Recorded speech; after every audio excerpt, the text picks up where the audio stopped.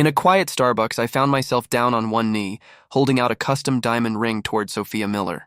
Her face was cold, emotionless. "Liam, that's enough," she said flatly, not even sparing the ring a glance before turning her back and walking out. The whispers and sympathetic looks from the other customers burned into me, each one like a reminder of how pathetic I must have looked. My face felt hot with humiliation. That was the 7th time, 7 proposals, 7 rejections. I slowly got up, closing the ring box and slipping it back into my pocket. $7,000 and she wouldn't even touch it. I couldn't help but remember all her excuses through the years. The first time, she said, "We're still too young, let's just wait." The second, "I want to focus on my career first, maybe after I get the promotion." The third, "This project has been so draining, I just don't have the mental space for this right now." By the 7th, she didn't even bother pretending. As I walked out of the coffee shop, my phone buzzed, a message from Ethan Vance. "Liam, strike out again?" "Haha, I told you Sophia was out of your league. Why don't you just stay on the back burner where you belong?" I stared at the screen for a long moment before it all started to make sense. 7 proposals, and somehow Ethan always knew the outcome immediately. Every time Sophia rejected me, she'd end up working on a new joint project with the engineering department, where Ethan worked. I wasn't stupid. I just hadn't wanted to face the truth. So I deleted Ethan's contact, blocked Sophia's number, unfriended her on Facebook, blocked her on Instagram, and left every Slack channel she was in. In 10 minutes, I wiped away every trace of Sophia Miller from my life, 7 years gone in the blink of an eye. Back in my apartment, I started packing up everything she'd ever left there. Her makeup, her clothes, her books, even the passbook for the joint savings account we were supposed to use for our future house. I boxed it all up and mailed it to her address. By the time I was done, it was 10 at night. The apartment felt empty, but for the first time in years, I felt lighter. Chris called soon after. "Liam, you coming to the team happy hour tomorrow?" he asked. "Is Sophia going to be there?" I said. "Yeah, she's the product manager. Of course she'll be there." "Then I'm not going." Chris sounded surprised. "Did you two have another fight?" "No fight," I replied. "From now on, I'm just not going to any event where she's present." Before he could respond, I hung up and sent a group text to a few coworkers. "Hey, if Sophia Miller's going to be at any get-togethers, please don't include me." Then I lay down, and for the first time in a long time, I fell into a deep, peaceful sleep. The next morning, I showed up to work 30 minutes late, on purpose. Sophia's desk was right by the main walkway, but instead of passing by like I used to, I took the side entrance straight to my desk without looking up. Around 10 a.m., a Slack message from Sophia popped up. "Liam, I want to explain about yesterday." I deleted it. At 11, another, "Why did you block me everywhere? We need to talk about this." Delete. During lunch, Chris came over looking uneasy. "Liam, did you really break up with Sophia? She asked why you're not answering her messages." I laughed quietly. "We were never together, Chris. How could we break up? I chased her for 7 years and she never said yes. I'm done chasing." Simple as that. He looked like he wanted to say something but stayed quiet. Around 3 p.m., Sophia showed up at my desk. "Liam, why are you ignoring me?" she demanded. I didn't even look up. "Sophia, I'm working. If it's about a project, send an email. If it's personal, we have nothing to talk about." "Personal? What do you mean? You sent all my things back." "Returning your property. Is there a problem?" Her voice trembled. "Are you throwing a tantrum because of yesterday?" I stopped typing and met her eyes. "Sophia, after being made a fool 7 times, do you really think I should keep smiling and playing along?" Her face went pale. "I didn't. You know exactly what you did." I put on my headphones and went back to work. She stood there for a long time before biting her lip and walking away. At 6, an HR email landed in my inbox about a mandatory project kickoff the next day. Sophia was on the attendee list. I hit reply and wrote, "Apologies, I'll be taking a sick day tomorrow." The next morning, I went to urgent care. When the doctor asked what was wrong, I told him I had chest pain and shortness of breath, maybe something with my heart. After a full morning of tests, he said I was perfectly fine. I took the doctor's note and went back to the office. The meeting had already ended. Chris pulled me aside. "Sophia kept asking where you were." She looked pissed. "Ethan spent a long time calming her down." I smirked. "Of course he did." Later, Sophia confronted me again. "You skipped the meeting on purpose, didn't you?" "I was sick." I have a doctor's note. You're not sick. Are you a doctor now, Sophia? Her face turned red with frustration, but she couldn't say anything. From that day on, it was open warfare between us. If she needed to talk about work, I'd tell her to go through my team lead. If she tried to speak privately, I'd remind her it wasn't appropriate. A week later, she finally snapped, cornering me by the break room. Liam, what the hell do you want? To do my job in peace, I said, brushing past her to get some water. She blocked my path again. Are you still angry about the proposal? I can explain. Don't bother, I said coldly. There's nothing between us, Sophia. Please remember that. How can you say that? We've known each other 7 years. Knowing someone that long doesn't mean anything. I've known half this office that long. Tears filled her eyes. How can you be so cruel? I stared at her, feeling nothing. Cruel? I proposed 7 times, Sophia. Was that not enough devotion? Now that I've stopped, you call me cruel? I never explicitly rejected you. Not saying no is still a no. We're adults, you should know that. I walked past her as she broke down crying. The next day, HR emailed me about a big new collaboration. Our company was partnering with a major tech firm, and I'd been appointed technical lead. The partner company's name made me laugh. Ethan Vance worked there? No doubt this was Sophia's doing, forcing me into contact with him. I went straight to the director of technology. Mr. Roberts, I'd like to request a transfer off this project. Why? This is a huge opportunity for your career. Personal reasons. And if I say it's mandatory, then I quit. He stared at me like I'd lost my mind. In the end, he approved the transfer, but the whole office was buzzing by the afternoon. Everyone knew I'd almost quit just to avoid Sophia. She found me in the parking lot after work. Are you insane? You'd throw away your job just to get away from me? If that's what it takes, yes. Her voice cracked. Liam, why are you doing this? I never did anything to hurt you. I stopped and faced her. You really believe that? I cared about you for 7 years. I remembered your birthday every time. When's my birthday, Sophia? She froze. Where were you when I was sick? When I was working late nights? I was busy with work. Busy enough to have dinner with Ethan. Busy enough to go to the movies with him. Her face turned white. Sophia, I'm not a fool. 7 years of one-sided love is enough. I walked away again. She cried behind me, but my heart was stone. From then on, she started waiting for me everywhere. Outside the office, my apartment, even the gym. Every time I saw her, she'd start crying, begging to talk, but I'd turn and walk away. Finally, Chris confronted me. Liam, Sophia's going crazy looking for you. What's going on? Why should I care if she's going crazy? She told me she regrets everything and wants to start over with you. I laughed bitterly. Start over? What right does she have? What do you mean? He asked. I looked at him and said quietly, she's in love with Ethan, always has been. I was just her backup plan. Chris shook his head. No way.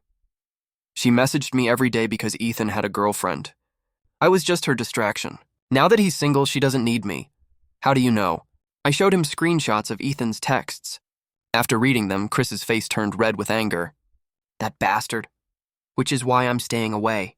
Sophia doesn't regret losing me. She regrets that Ethan doesn't want her. That night, as I left the office, I saw her again. She was standing at the corner, same spot as always. Her eyes were swollen, her hair messy, her whole body trembling with exhaustion. The moment she saw me, she ran up, voice shaking.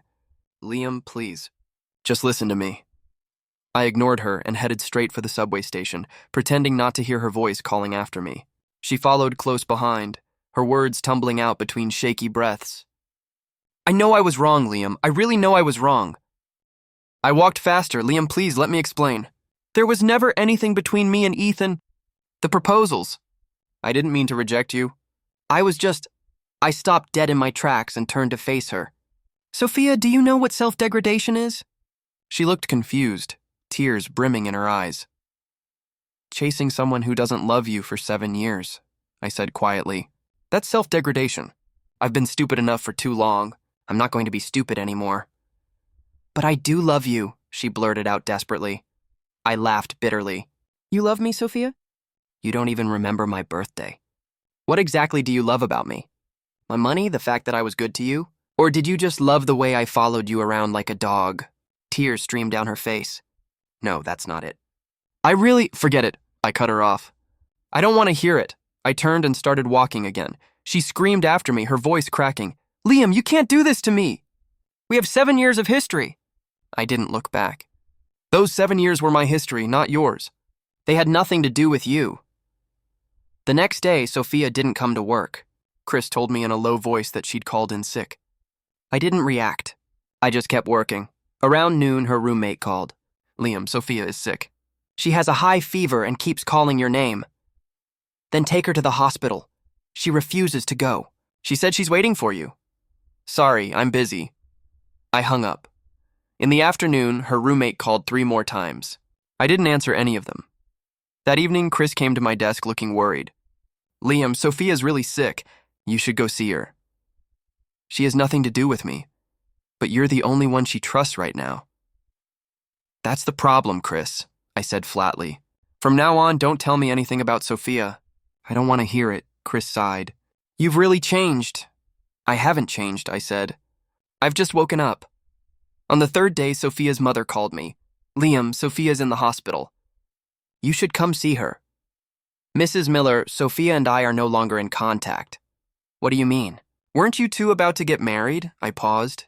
Mrs. Miller, did Sophia tell you we were getting married? She said you proposed, and she said yes. A bitter laugh escaped me. Ma'am, she rejected me 7 times. There was a long silence.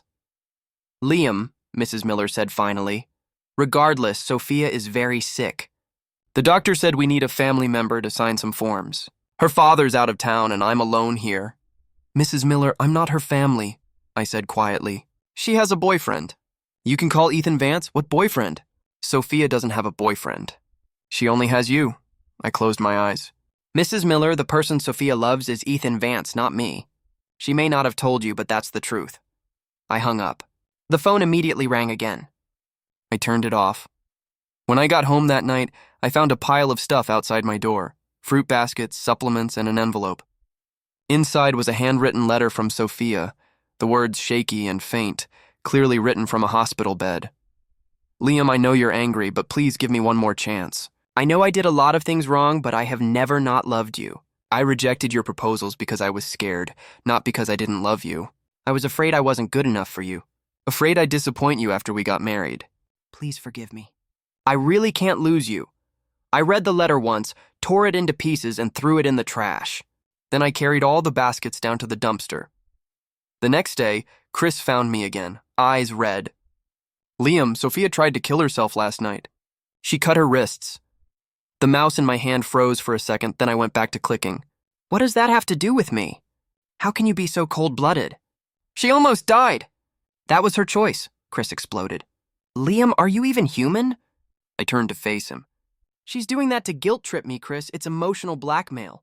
If I go back to her because of this, she'll just use more extreme methods next time. I won't let that happen. But no buts, I cut in. Whether she lives or dies is her choice. But she's not going to use it to control me. Chris stared at me, disappointed and confused. You've really changed. Yes, I said. I have. I'm not so easy to fool anymore. The news about Sophia's suicide attempt spread through the office like wildfire. Everyone whispered that it was because of how cruel I'd been.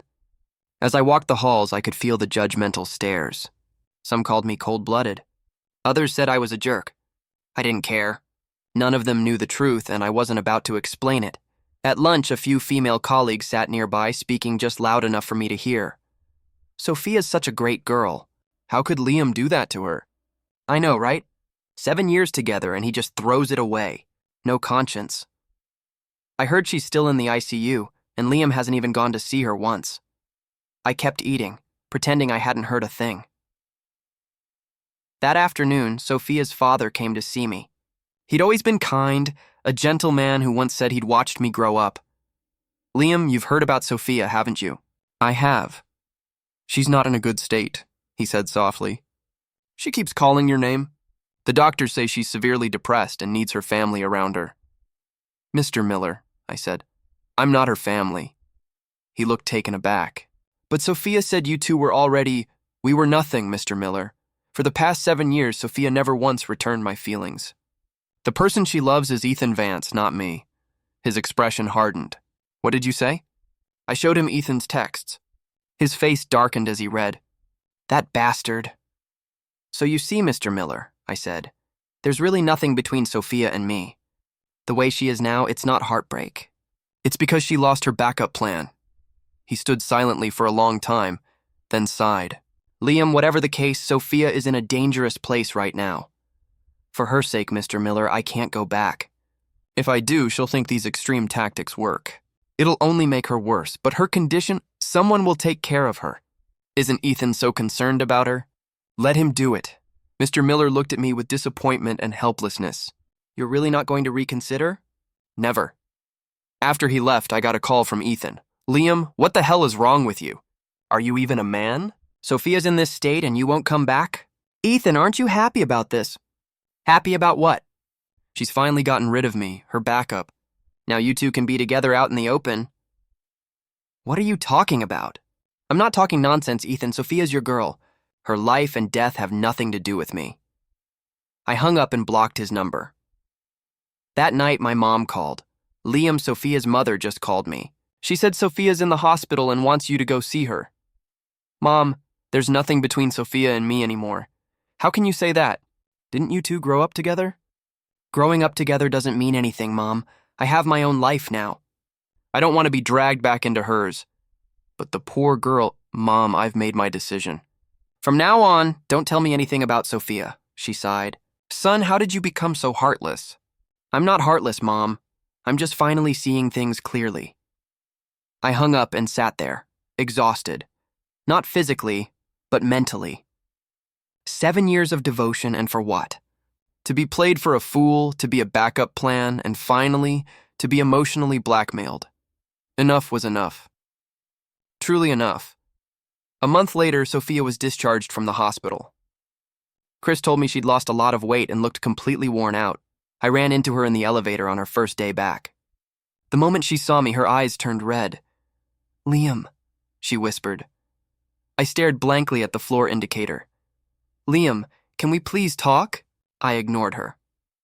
When the elevator reached my floor, I stepped out. She called after me, voice breaking. Liam, do you really hate me that much? I stopped and looked back at her. I don't hate you. I just don't feel anything for you anymore. Tears streamed down her face. That's not possible. You can't feel nothing for me. Sophia, feelings aren't something you can just will into existence. The elevator doors closed, cutting off her cries. That afternoon, the company held a planning meeting for the annual holiday party. I didn't want to go, but attendance was mandatory. In the conference room, Sophia sat diagonally across from me, staring the whole time with eyes full of pleading, resentment, and despair. I kept my focus on my laptop, never once looking her way. After the meeting, Ethan suddenly stood up. Everyone, I have an announcement to make. All eyes turned to him. Sophia and I are getting married. The room fell silent. Everyone looked from him to Sophia and then to me. Sophia's face went pale. No, I didn't agree to that. Ethan smiled smugly. Sophia's just being shy. We've been seeing each other for a long time and decided to make it official. I watched quietly, a strange sense of amusement washing over me. Sophia shook her head frantically. That's not true. We're not dating. I never... Sophia, you don't have to deny it, Ethan interrupted smoothly, walking over to her. A lot of people here know about our relationship. Then he turned to me, smirking. Especially Liam. He should know better than anyone. The air in the room grew heavy.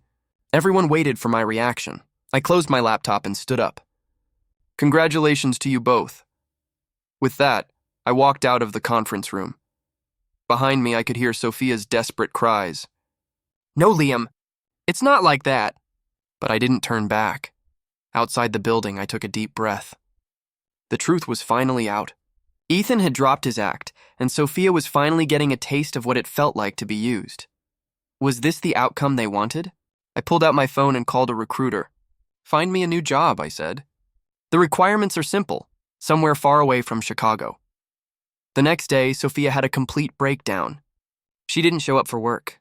Apparently, she'd tried to cut her wrists again at home. This time, even Ethan didn't bother going to her. Chris came to me looking distraught. Liam, Sophia's in a really bad way. Just go see her. I looked at him calmly. Chris, I told you, her life and death have nothing to do with me. No buts. She chose this path for herself. He stared at me, his face full of confusion. Don't you feel any sympathy at all? This is the woman you loved for 7 years. I smiled faintly. The woman I loved for 7 years, Chris, was never really mine. How can you say that? Because it's the truth. I loved her for 7 years while she loved someone else. Now that he doesn't want her, she suddenly remembers how good I was and wants me back. On what grounds? Chris frowned. She knows she was wrong now. And because she knows she was wrong, I'm supposed to forgive her? I shook my head. Chris, some mistakes can't be forgiven. He didn't say anything after that. Maybe he finally understood. I was never going back. That night, Sophia's mother came to my apartment. She was crying hysterically. Liam, Sophia is dying. The doctor says she has severe depression. If this goes on... Mrs. Miller, I interrupted gently. I know you're worried about Sophia, but I can't help her. How can you not help? She cried. You're the only one she cares about.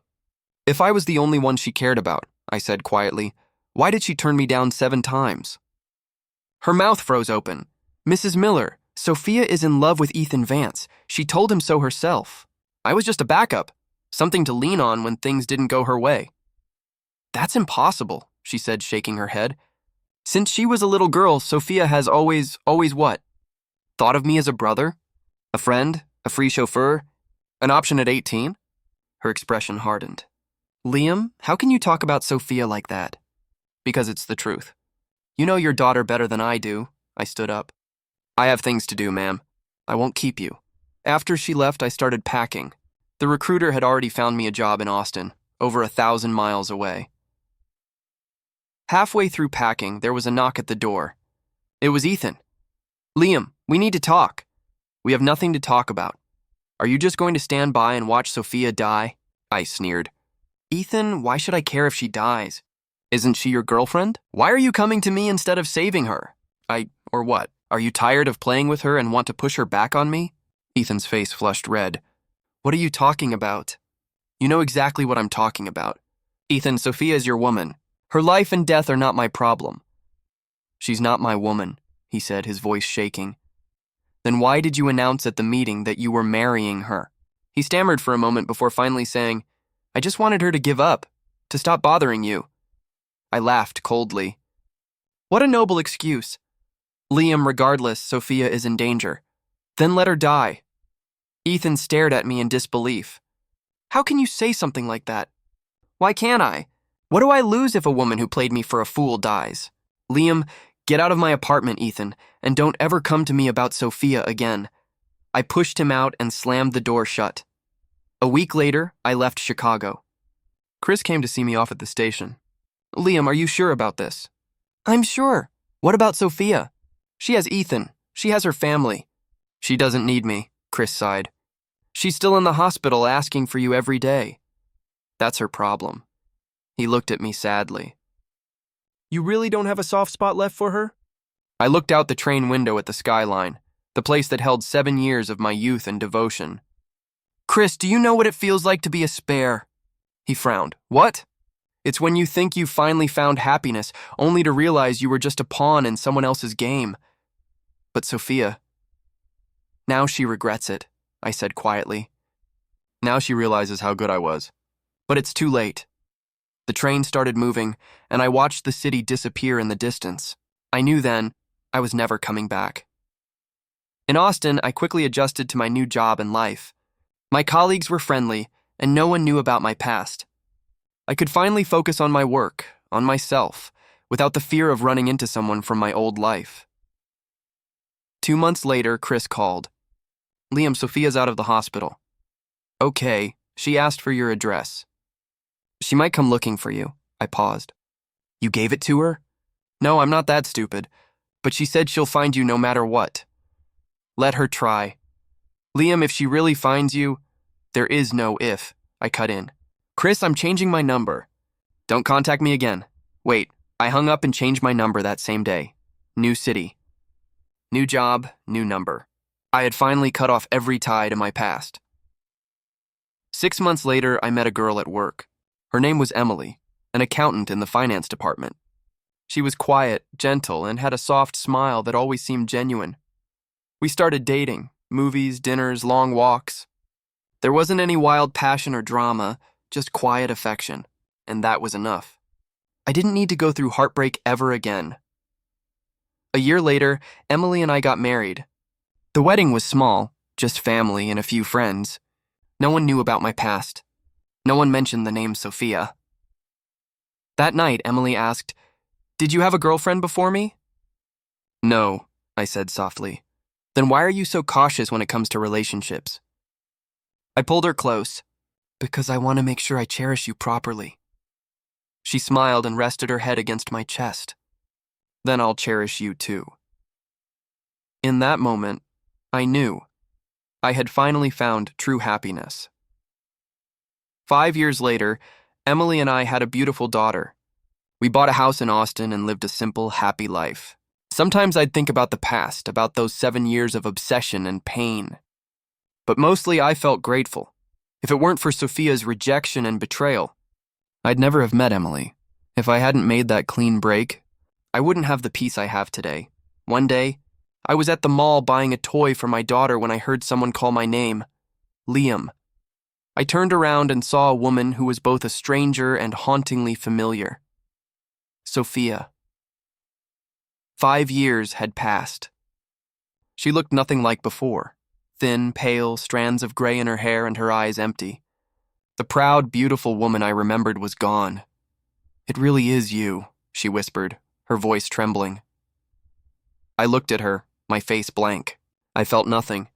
"You have the wrong person," I said, turning to leave. "Liam, I've been looking for you for 5 years." She cried. I didn't look back. "Liam, I know I was wrong. Please forgive me." I kept walking. "Liam, I've been waiting for you to come back." I walked out of the mall. She was still chasing after me. "Liam, wait!" I stopped and turned to face her. "You've made a mistake. I'm not Liam Anderson."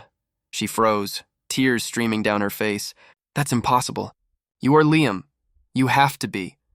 "I am," I said quietly. "But I'm not the Liam you knew." "What do you mean?" "The Liam Anderson who would have cried for you died. He died 5 years ago." She broke down completely, collapsing to her knees on the pavement, sobbing uncontrollably. "Liam, please come back, please." I looked down at her, feeling nothing but cold detachment. "Sophia," I said, "how you feel right now, that's how you made me feel. Desperate, helpless, and in pain." "I know I was wrong," she cried. "And does knowing that help?" I asked quietly. "There are no do-overs in life." Then I turned and walked away. Her cries followed me, echoing through the parking lot, but my heart was still. When I got home, Emily asked, "What took you so long?" "Ran into a crazy person on the way," I said lightly. "What kind of crazy person?"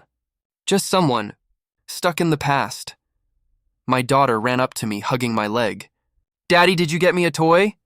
I smiled and pulled the toy out of the bag. "Of course.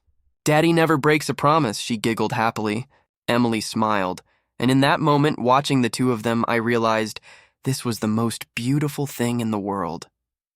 As for Sophia, she was just a ghost from another life. A ghost who once taught me what despair felt like and what it meant to finally wake up. Her purpose in my life was over. I had a new life, a new family, a new happiness. And she was left alone to live in her memories, to bear the weight of the pain she once gave me. That, I thought, was justice. Not the kind I gave her, but the kind she brought upon herself.